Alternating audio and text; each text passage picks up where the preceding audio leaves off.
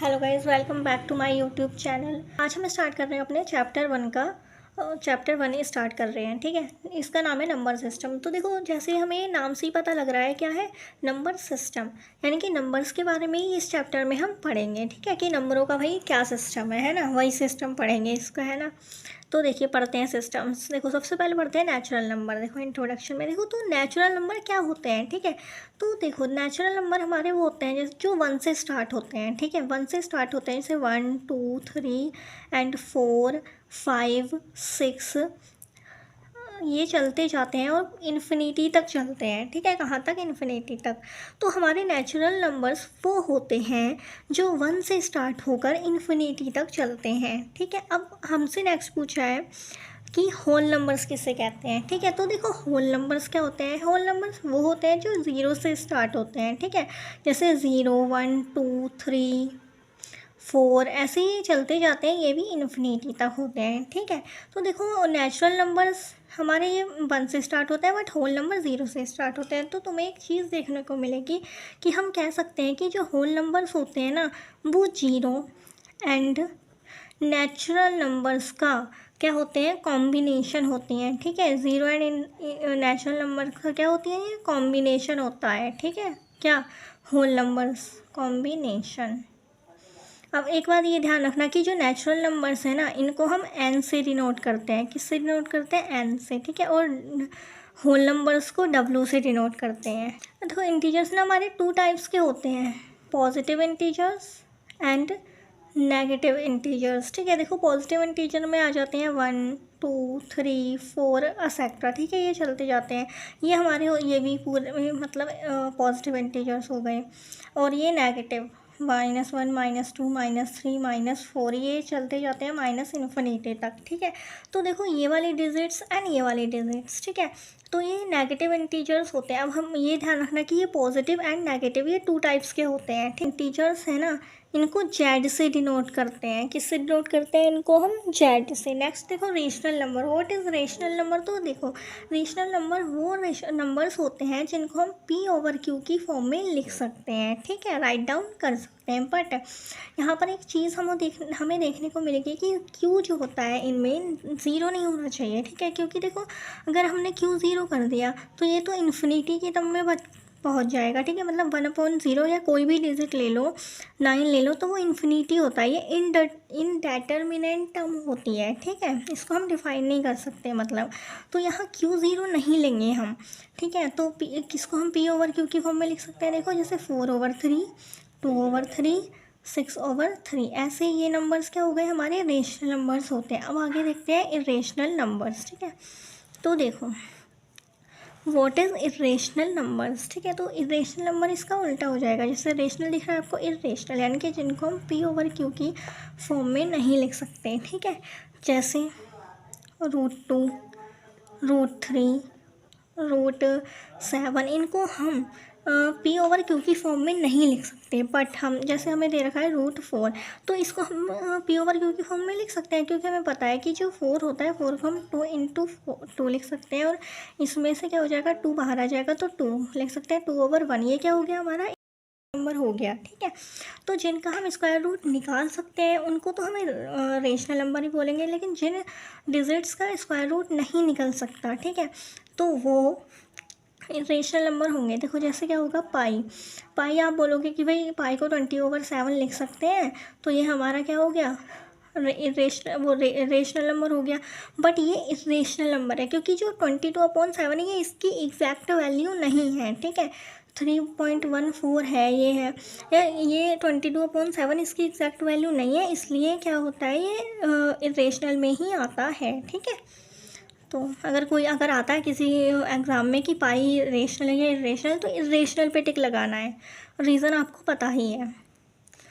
Next is real number. देखो real numbers क्या होते हैं ना, रियल नंबर वो होते हैं जिनको हम नंबर लाइन, आपको पता होगा ये नंबर लाइन होती है। ठीक है, ऐसे 0 1 2 3, ठीक है, ये चलती जाती है ऐसे मतलब इन्फिनिटी तक।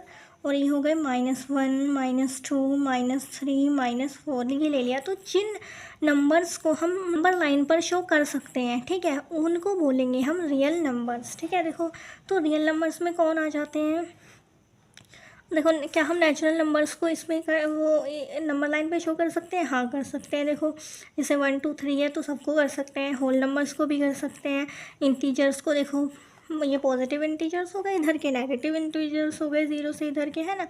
नेक्स्ट इज रेशनल नंबर, ठीक है। तो rational number P over Q, जैसे 1/2 है ये देखो यहाँ पे बताती हूँ, 1/2 है, ये क्या है? रेशनल नंबर है। तो इसको हम नंबर लाइन पे शो कर सकते हैं कैसे? जब इसको सोल्व करेंगे तो 0.5 आएगा। तो 0.5 ये इसके जब स्केल से करोगे तो 1 2 3 4 5 आएगा, इसका हाफ, तो ये हो गया 0.5, ठीक है। तो देखो इस तरह से हमने रेशनल नंबर भी नंबर लाइन पर शो कर दिया। Next is irrational number. Irrational numbers को भी हम नंबर लाइन पर शो कर सकते हैं। जैसे देखो 3 होता है तो 3 का स्क्वायर रूट क्या होता है? 1.73 बढ़ता जाता है, ठीक है। तो 5 यहाँ आधा 2 7 यहाँ ले लो, 1.7 ऐसे बढ़ते ये, तो ये इसको भी हम कर सकते हैं। तो ये सारे रियल नंबर्स हैं, ठीक है। Natural number, whole number, integers, rational number, irrational number, real number. Student देखिए ये locate root two on the number line, ठीक है। इस टाइप के क्वेश्चन आपको 1.2 एक्सरसाइज में देखने को मिलेंगे, ठीक है। तो देखो ये क्या होता है ना, इसमें इरेशनल नंबर्स होते हैं, इरेशनल नंबर्स को ही नंबर लाइन पे शो करना होता है, ठीक है, इन क्वेश्चंस में। तो कैसे करेंगे देखते हैं, ठीक है। इस क्वेश्चन को करने से पहले ना एक कॉन्सेप्ट क्लियर कर देती हूँ मैं आपका, ठीक है। क्या कॉन्सेप्ट क्लियर कर देती हूँ? जैसे कोई भी हमने क्या लेना है ना, राइट एंगल लेना है। क्या लेना है? राइट एंगल, ठीक है। तो उस राइट एंगल का जो ये वाली साइड होती है एंगल के बिल्कुल ठीक सामने वाली, फ्रंट वाली, तो उसको हाइपोटेन्यूस बोलते हैं। और ये जिस पे 90 डिग्री होता है इसको परपेंडिकुलर बोलते हैं और इसको बेस बोलते हैं, ठीक है। तो ये पाइथागोरस थ्योरम होती है एक, जो हाइपोटेन्यूस के स्क्वायर, जो हाइपोटेन्यूस स्क्वायर जो होता है वो इक्वल होता है बेस स्क्वायर के प्लस परपेंडिकुलर के स्क्वायर के, ठीक है। इस ही थ्योरम का यूज़ करके हम ये क्वेश्चन करेंगे, ठीक है।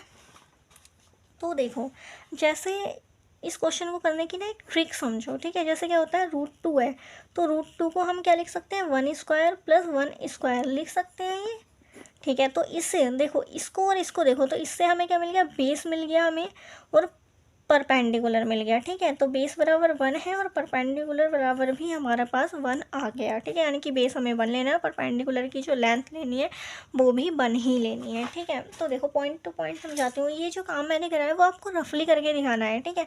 क्वेश्चन में नहीं करना, क्वेश्चन जिस तरह से मैं बताऊँगी वैसे ही करना है, ठीक है। देखो सबसे पहले हमने ले ली एक नंबर लाइन, ले ली, खींच ली, ठीक है।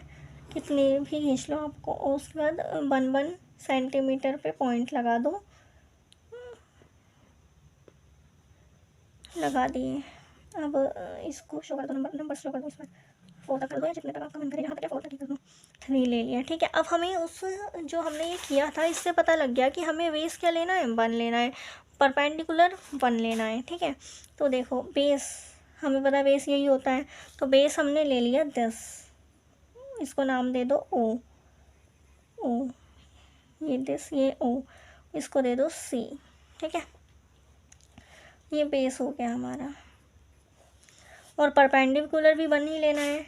तो परपेंडिकुलर के लिए पहले हमें प्रोडक्टर की ज़रूरत होगी, तो ये हमने ले पॉइंट लगा दिया यहाँ पे। लेनी हमें 1 सेंटीमीटर, ये सीधी लाइन, ठीक है। 1 ले लो यहाँ से, 1 आएगी हमारी, अरे बड़ी हो गई क्या? नहीं, ठीक है। ये आ गई हमारा परपेंडिकुलर आ गया, ठीक है। इसको पॉइंट दे दो डी, इसको मिला दो, ओ से मिला दो डी को। मैंने ना ये सेंटीमीटर में लिया है तो छोटा हो रहा है, 2 सेंटीमीटर की भी लेंथ ले सकते हो, ठीक है। तो आपका बड़ा आएगा। तो ये हो गया हमारा हाइपोटेन्यूस। इसको नंबर लाइन पर शो करने के लिए इस पे आर्क लगा देंगे, आर्क लग गई है तो इसको हम पॉइंट दे देंगे। देखो इसको सी दिया था, इसको दे देंगे डी। ओ ई जो होता है वो इक्वल होगा ओ डी के, क्योंकि ये जो डिस्टेंस है वो एक ही सर्कल की रेडियस है, ठीक है। इस वजह से ओ ई इक्वल होगा ओ डी के। ये हो गया √2 आ गया हमारा 10। तो अब हम इसको करके दिखाएंगे। देखो hypotenuse is equal to perpendicular plus base ले लिया हमने, परपेंडिकुलर हमारा 1 स्क्वायर था, ये भी 1 था, तो 1 1 क्या होता है 2 हो जाता है, या हाइपोटेन्यूस स्क्वायर आ गया, √2 आ गया। ये हाइपोटेनस ऐसे, ठीक है। तो ये देखो ओ ई बराबर ओ डी जो मैंने बताया, ये तो कॉन्सेप्ट है, ठीक है, इसका कोई काम नहीं है। बट आपका जो काम है इसका है कि शो करना है, शो ऐसे करके दिखाना है। अब देखो जैसे अगर √2 है, अगर हम √2 को सीधा, अगर मैं आपको बता दी कि भाई इसको नंबर लाइन पे कन्वर्ट वो करो और शो दिखाओ कि ये हाइपोटेन्यूस है किसी भी ट्राइंगल का, तो आप कैसे कर पाते हैं अगर मैं आपको ये ट्रिक ही ना बताऊँ कि इसको 1+1 को कर लो, ठीक है, फंस जाओगे। फिर आपको हर एक क्वेश्चन के लिए लर्न करना पड़ेगा कि भाई बेस क्या लें, हाइट क्या लें, है ना। इस वजह से मैंने ये ट्रिक बताई है आपको कि √2 को कैसे लिख सकते हैं, तो उससे आपको पता लग जाएगा कि बेस कितना लेना है और वो परपेंडिकुलर कितना लेना है।